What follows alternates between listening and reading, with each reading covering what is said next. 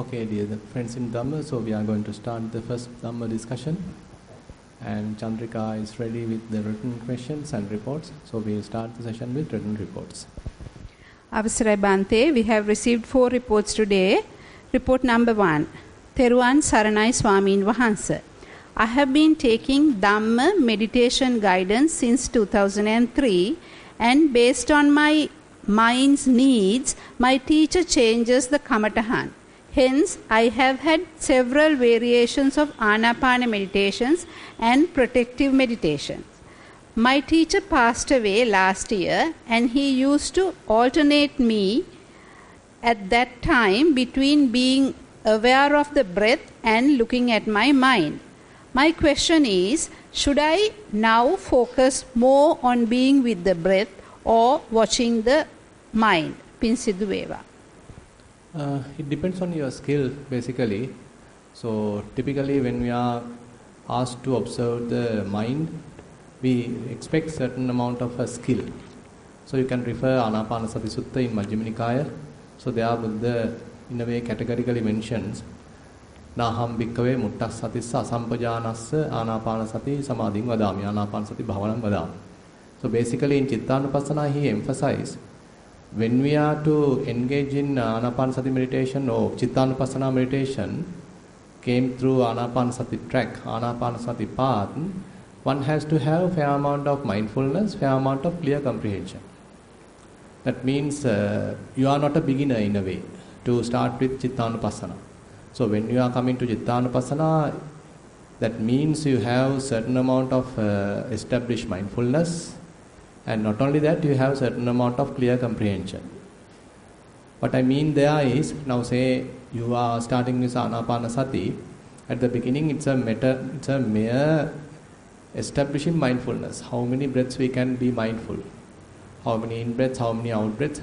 So how to be avoid shift into the past, shift into the future? Just be in the present moment, and how many, approximately how many breaths I can be mindful. Just basic establishment of mindfulness. So as much as possible, we are associating the breath so that we know mind is not distracted, mind is utterly in the present moment. Assume that you are continuing like that. Now you are able to continuously maintain your attention for 20 breaths. Then you are improving it, say 30 breaths, 50 breaths, 100 breaths, continuously. Then it indicates that you have certain amount of mindfulness now being developed as a result of this practice, and you can continuously maintain that attention on breathing roughly around 100 breaths. Just a approximate figure I am telling. Now very much like you have certain amount of concentration as well. As a result of this practice, now certain amount of concentration also build up. So that's why you don't might have to exert too much effort to maintain the mind on the breath. Rather, mind naturally stays with the breath. You can check that. So am I exerting too much effort to maintain attention within the breathing, or is it now by itself staying with the breath? So if it is staying with the breath by itself, that means certain amount of concentration also being developed. Now it is the high time to to get the clear comprehension into the picture. That's very much included in the Anapanasati Sutta, where Buddha is asking to see whether you are experiencing long breath, whether you are experiencing short breath, whether you are experiencing the beginning, the middle, the end, the gap, again the beginning, the middle, the end of the out breath, again the gap. So likewise, you are very much like examining the whole breathing process in a very subtle manner, fairly investigative manner. So that means you are introducing clear comprehension into the picture. At that moment, if you are practicing like that, so then probably you are developing these necessary skills. Naturally, probably you can even look at the mind, and it may be evident that whenever there are emotions, there are thoughts, you being aware of them. So likewise, so your path become more and more clear. You can now confidently look at the mind without being trapped in various thoughts, without being, sort of dragged towards various thoughts. You can now simply be aware of thoughts as merely thoughts. So you need to know where you are. Do you have that skill? If you have that skill, now you can look at the mind. So not necessary to look at the breath, but in case, what you can do is you can spend some time with breathing and then shift to looking at the mind. Then you should be able to handle it properly. That means you are not being distracted, rather you are not being trapped in thinking, rather you can see thoughts are merely thoughts. If the yogi needs to discuss further, please raise your hand. Report number 2. Most Reverend Bhante, sitting meditation, guided 8 to 9 a.m. As per Bhante's guidance, commence meditation giving attention to the way I was sitting, the posture and the sensations arisen. Then eventually the focus was centered around breathing. As I was wearing a mask, its touching sensations of cheeks and the temperature difference between inhale and exhale air were better felt. After around 10 to 15 minutes, a good concentration of inhale and exhale process made. Always exhales were lengthier than inhales. Lapses between inhales and exhales also noted.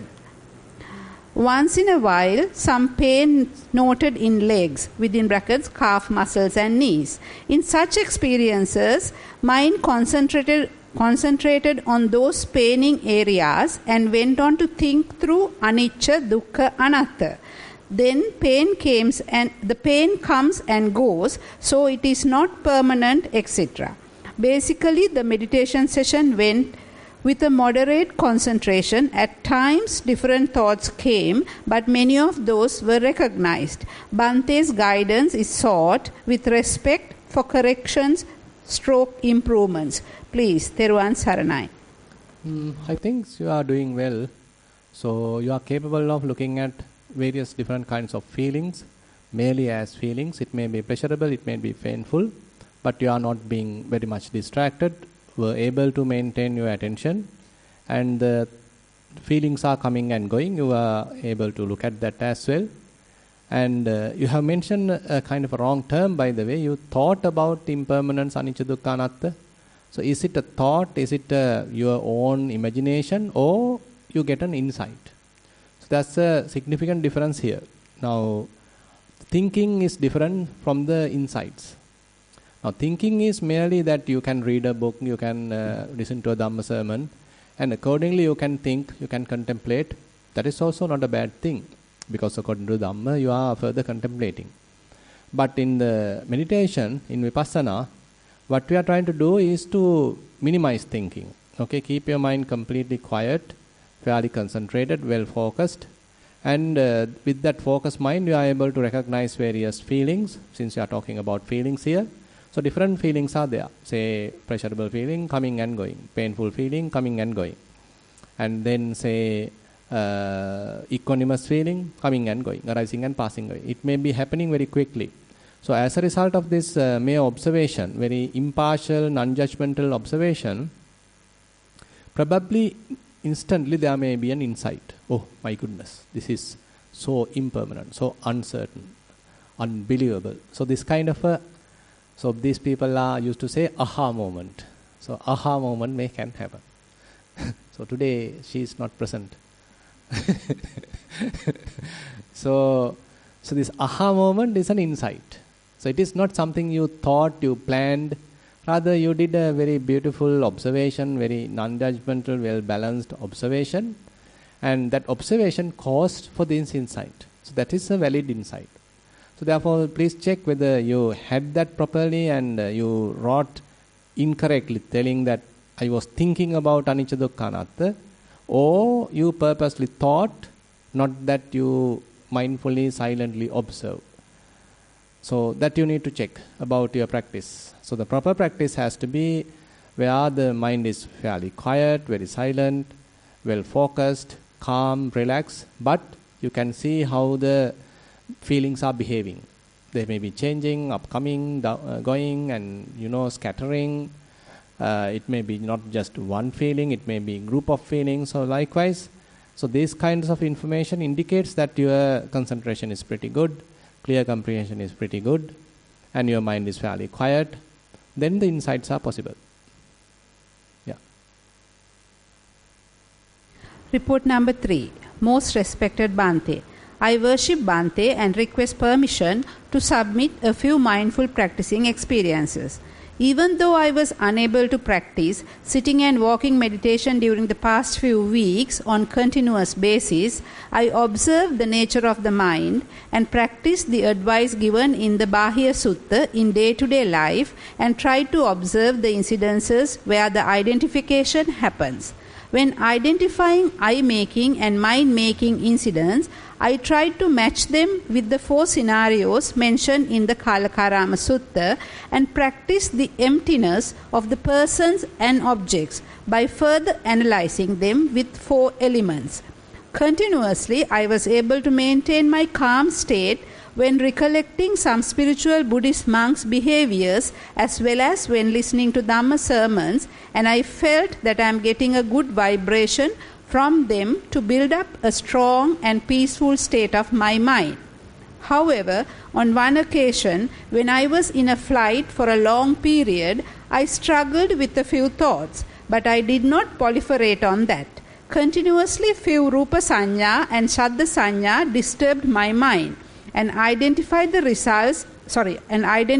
restless nature.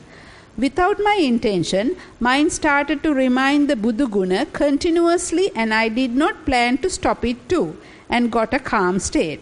After a reasonable time, within brackets after landing the flight, when I just started to walk, I experienced a stopped mind for a few times and had a big faith on Dhamma. And I felt this is the only solution to escape from the karmic issues. However, I understood there is a big improvement in my mind to face the ups and downs, and currently nothing is coming to recall them under duality, such as happy, sad, good, bad, near, far, etc., and feel everything just as incidences and already gone. Finally, I felt that when I am living with close relations, my attachment to them is increasing by way of sympathy, and hope it is as a vanchaka state of my mind. However, when remembering the restless nature of my mind, big appreciation is coming to spend a secluded life to face a good death as mentioned in the Baddaka Sutta. However, currently I am practicing to reduce sankhara to understand the Lokottara Samma Ajiva in my daily life. Dear Bhante, I pay great gratitude and humbly request to correct me if any mistakes were there, please. Theruvan Saranai. Basically, I can understand what you have written. I hope it is Chandima. Yeah. So basically,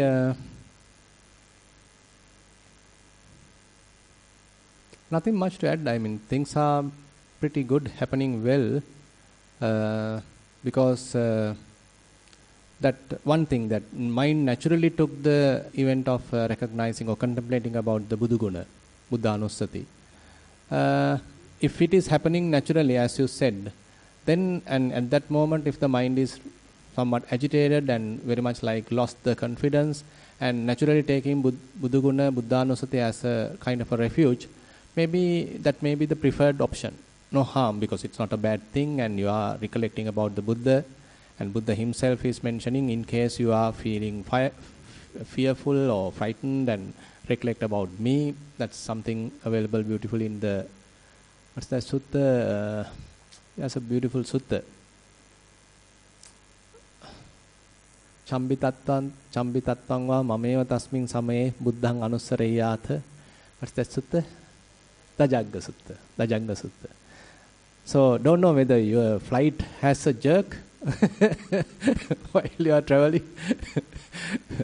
Probably at that moment, so you feel frightened, and so the Buddha Guna came naturally to the mind. No, Bhante, no. I'm just joking. So anyway, the idea is, now say for example the death moment. So we discussed that also one time, maybe several times. So what the best thing we can do during the death moment? So that is where Buddha emphasized. So actually in the Anathapindikavada Sutta, Venerable Sariputta emphasized to keep the mind unestablished. Without grasping anything, keep the mind completely unestablished as much as possible. So that's the best we can do. And so since your case, you felt that the Buddhaguna is going on, okay, fine, you let it happen. And after a while, you landed, okay, now things are quite natural, everything sorted out, like you came back to the country and now things are normalizing, settled. No harm, I feel quite okay. Nothing much to add in that sense. So basically it is not that we are continuing the practice in a scheduled way as before. Now say for example, in our previous stages of the practice, so we are very much striving. So we are exerting fair amount of effort to continuously practice, not to omit any session, and very rigid. So that kind of a practice may be necessary, definitely. But later, as we are very much confident in the practice and we also have kind of calmness, clarity of the mind, and certain insights are also there, and particularly we are able to maintain a mind completely unattached without grasping anything, and that state also can be maintained for a considerable period of time, then we can switch to the other side. Other side in the sense, how the eye-making, mind-making happens while we are maintaining the mind in that relaxed state. So our goal is to maintain the mind in an entirely relaxed state, but time to time, because of our past habits, because of the, say, deluded nature or the asavas, anusayas, time to time this shifting can happen. Again the grasping can happen. Again eye-making happen. Again mind-making happen. So that is the time I need to practice. We need to practice. It is not that we are now strenuously practicing, rather the mind is naturally calm, naturally open, naturally relaxed. There is no particular object grasped or focused, rather the mind is fairly open, not established, but time to time grasping can happen. At that moment we need to release the mind, come back to this open awareness. So that should be the path, that should be the approach that we have to follow. So much the mind become more and more open in a way. It is not a struggle anymore. It is a natural awareness. It's an effortless kind of mindfulness. It is not you are effortfully trying to be mindful, establish mindfulness. That is wrong. Here, mind is open, mind has nothing, no grasping, no defilements, then nothing much to do, maintain that. Just be. Yep. Much merit, Bhante. Actually, now also I don't have any sadness. Right. And I'm in a very open mind and I'm in a very calm state. Right. Just I wrote to share my experiences. Yeah, good. I can understand. So, but anyway, now these things are also teaching us, isn't it? I mean, these kinds of events, time to time being with our loved ones and how the mind again go and attached, like what happened to Chandrika. She was explaining to me today morning. So she was in a very calm, relaxed state while in Sri Lanka, in Kalalgoda, and went to Australia to do the LLB. Right? So that's a new term I learned this time, once I visit Australia this time. So many were telling Bhante, nowadays we can't come to the retreat because now I am following LLB. So that's a new term, LLB. Lamai inge lamai balaganima. So many parents are visiting Australia to do this LLB. So quite sad situation. While being here, they are doing well, looking after themselves, but going for degree to LLB. Very sad situation, what to do. So this is something we need to practice also and to understand. I mean, I am not completely against that, but how the attachment is growing, isn't it? I mean, when we are with these people, how naturally mind is tend to go in that old routine, isn't it? So we are not arahants, and we are away from them. So we were able to maintain a calm mind. But how about when we are being with them? Then again the attachment process starts. Again the affections are starting. So the time to practice. So you again can come back, give the confidence to the Dhamma. So as you are further practicing, again you can come back to the relaxation. Again can establish the unattached mind. So keep confidence in that and take this opportunity to again practice. So the practice will help you to again come back. Good.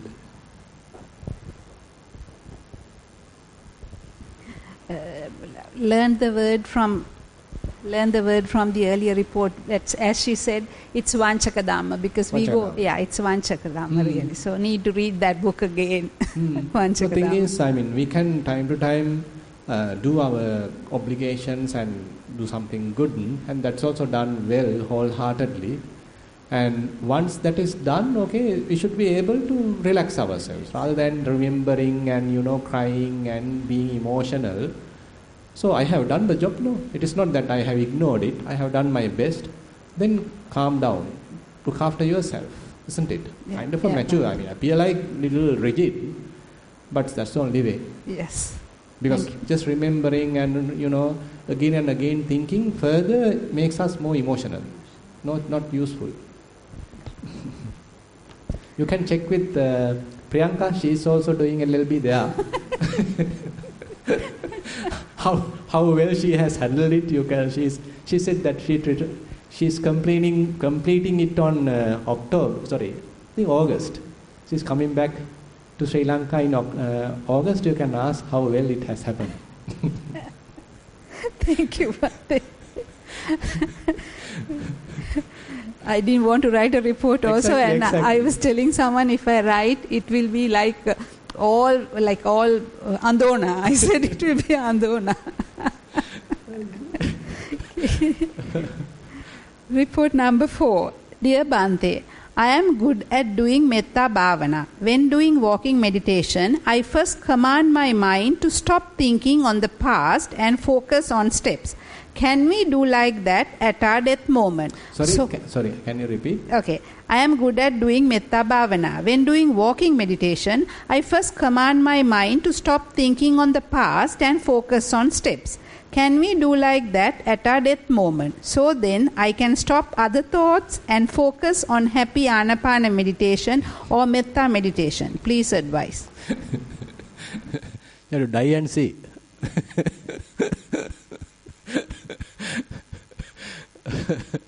So basically that is something you need to develop, the skill where how mastery you are on your mind. So how quickly you can stop yourself. Now just read the Vipassana Sutta. The whole theme is that. So in Vipassana Sutta, Buddha presents various different methods to cut off various thinking processes. And the idea is, whenever necessary you can think, but whenever not necessary, you can stop thinking. Complete silence. This is a kind of a mastery of the mind, mastery of thinking. So thinking is a kind of a skill. It is not that we are trying to prohibit it. Rather, using thinking in a more skillful manner. Rather than we being driven by thinking, or subject to thinking, or sort of slave to thinking. So when is it necessary? Say you want to reflect back, you want to plan something, you find, thinking is necessary, you are free to think. But once that is done, you got to stop. Again silent, again calm, again relax, again quiet. So this kind of a skill if you can develop, then definitely you can answer your question. Definitely you can do whatever you like. So as we already discussed, the silent mind may be more profound than the thinking mind. So thinking mind is one level of our practice, but thinking in the sense the wholesome thinking. But maybe later you are coming to a stage, thinking, whatever a wholesome thought, also come and go.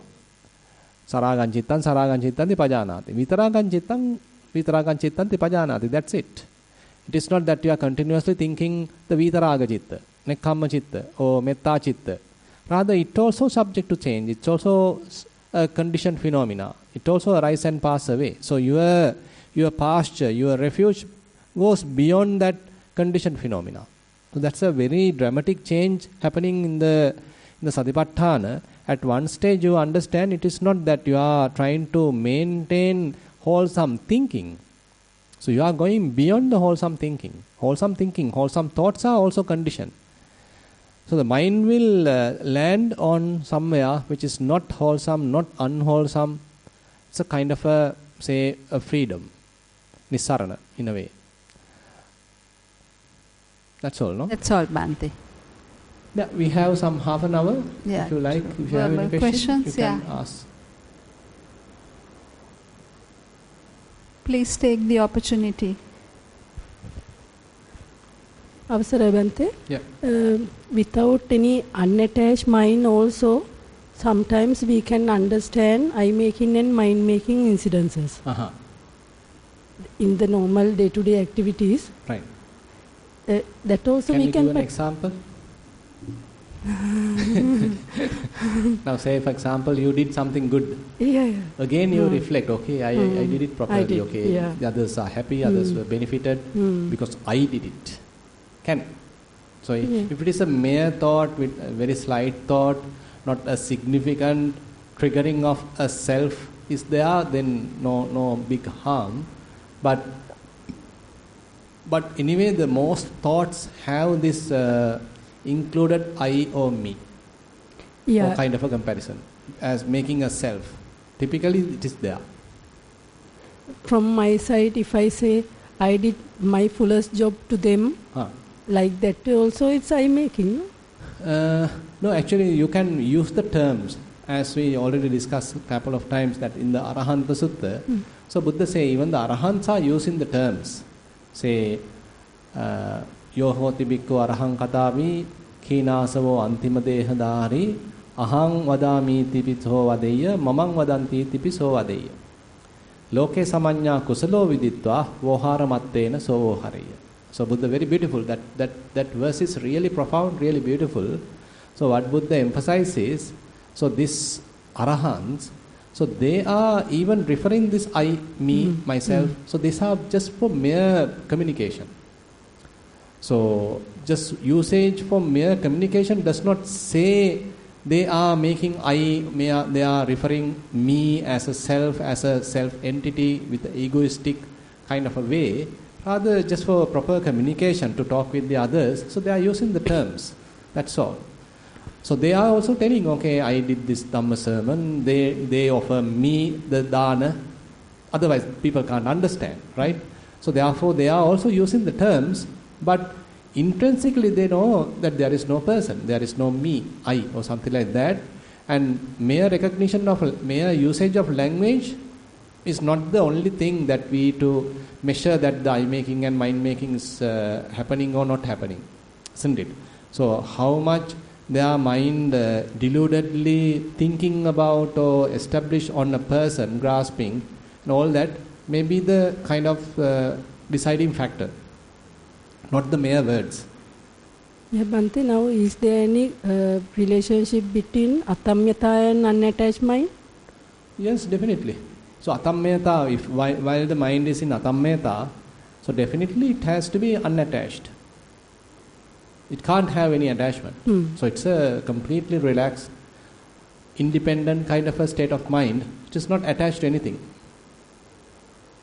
Fully liberated in a way, fully freed, unassociated, independent kind of a mind. Yeah, that atamyata we can take by thinking also.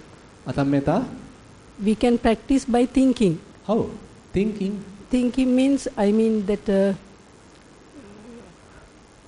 not making any self. Yeah, you can talk while in the atammeta. Now, like Buddha did. No, I mean, Bhante, when practicing, when staying without doing anything, right? My understanding, we can practice atammeta. Oh, not doing anything and mind is very calm, relaxed, unattached. So you are in atammeta. We can say so. Yes. Is it same as unattached mind? Yes. Yes. So fairly close. Now the atammeta literally means that the mind hasn't colored to anything. It has its original nature, undefiled nature, undefiled, unattached, unrepulsed, completely independent kind of suchness, we can say. Yeah, that means just staying. Just staying. Yeah. So no becoming is there. Yeah. No affection, no no repulsion, no hate, no greed. So the complete, say, unconditioned in a way. That is the normal nature of the mind. Exactly. Normal, liberated state of the mind. Yeah. So it is in the Nibbana in a way. So that is the Nibbana, no? Yeah, we can practice that. Definitely. But we cannot maintain. That is the problem. That's the problem. Exactly. So that's why the term called Tadanga Nibbhuti come into the picture. So when we are practicing Vipassana, so time to time the mind is experiencing a type of Nibbana, but till the power of, say, the wisdom is available, power of insights are available. So then the defilements are all kind of suppressed, and the mind is very much uplifted, and no attachment, no grasping, unestablished. So very much like a Nibbanic state. But the problem is, once the insights are, say, weakened, again we go back and attach. Again we go back and defiled. So that's the issue. But the Arahant's case is different. So irrespective of the outside conditions and everything, he can maintain the liberated state. So nothing is there to be defiled. So that's the difference. Yeah. Much merit, Bhante. Yeah. Because my personal understanding is, I can practice Satamyata and that unattached mind most of the time when listening to Dhamma sermons. But and sometimes when thinking that one also again about so maybe the Dhamma, thinking about the Dhamma. Then just sitting meditation. Right. That's why I just want to clarify. No, during the sitting, then what are you doing? You are supposed to do the same thing. Yeah, but it's not easy. That's why I'm saying. So during the sitting meditation, you can't maintain Atammeta. While listening to Dhamma, you can maintain that. Yeah, I don't know. It's a concentration, no Atammeta anyway. Yeah, I'm in that's a very, the very, issue. very That's why I mean, one problem with sitting is that it has a certain tendency towards the concentration. So mind can go and land upon some kind of a little tight concentration, like you are imprisoned in a kind of a cell. So then we have to say your mind is fairly conditioned. So that's why it's a very, very subtle balancing. So once the mind is fairly unattached, so you have to maintain a very subtle balance, very relaxed balancing. It's not a very strenuous kind of a balancing, very relaxed balancing. Just a maintaining it, just a very shallow, very relaxed kind of a maintaining. Not allowing the mind to go and deeply, concentrating, absorbing. So that's not the case. That's what I emphasize. Ajahn Buddhadasa's book, Advice to Mankind or something like that, the title of the book. So there he particularly emphasized this shallow concentration. So just maintain the mind in a relaxed mood, unattached mood, not in a deep concentration, but it has to be open, relaxed, freed mind. We are talking, freed mind is not a mind, go and grasp so many objects and jump from this to that. Rather it is just open, not landed upon anything. Understood, Bhante. Much merit, Thero Saranai. Bhante, this is to verify my practice actually currently. After verifying so many advanced set of Dhamma from you, and with the learning curve, I thought basically to get into the very sort of a serious practice and not to get disturbed from sometimes probably I would say knowledge, because I won't go into the most natural way. And then from the recent past also, so I started my in walking meditation, but to concentrate on basically touching my feet on the ground and get the feeling about the softness or hardness or whatever it is. And on one go, like let's say for example, 10 times or 15 times I'm working from A to B, so I sort of try to find out the feeling when my foot get onto the ground. But not the entire cycle like that. I'm raising my foot, it's on there, and then the other foot goes up and so on and so forth. So I practice like basically 10-15 sort of walks with one particular step. in the sense like, okay, touching the foot and finding the feeling of that. On the other, then my foot is racing to the air and keeping and landing on again on the earth. This is one particular practice that I started, and I feel that I can keep my mind better with the, what you call, the movement of the foot. That's one. The other thing is now, since that I was sort of practicing for some time now on the sort of sitting meditation, now basically my mind is getting attached to the breath. Attached to the breath, but it is with the breath. But I don't get any sort of a window to analyze whether it's sort of warm or cold or whatever it is, but I know definitely my mind is with the breath. That's it. So what are the qualities that you can recognize in the breathing that's process? What I say, Bhantan, and I don't have time to sort of, time is a very sort of minimal window. So you have to ask the breath to stay for a while for you to accept it. No, but in that case that I feel like, then by force I'm just keeping sort of forcing the breath or whatever. You are not supposed to do. Yeah, so you are not supposed to control the breathing at all. Yeah, I'm planning, let the body to exactly. take a breath. Exactly. But I will observe that. Yeah. So, but sometimes... So as you continue, so naturally kind of a quickness has to be arise in the mind, very sharp, very quickness.